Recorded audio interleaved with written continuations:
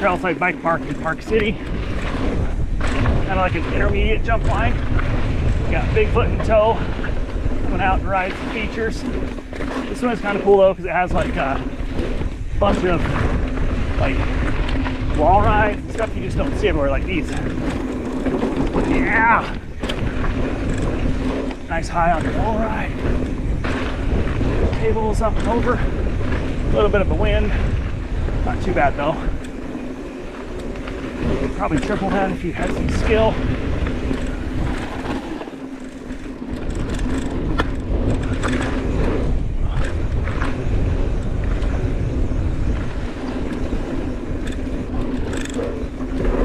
Step up, step off.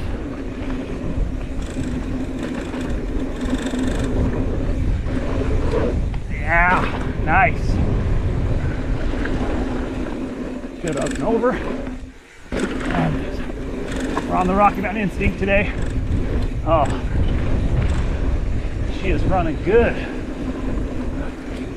Feeling grippy. King of the world.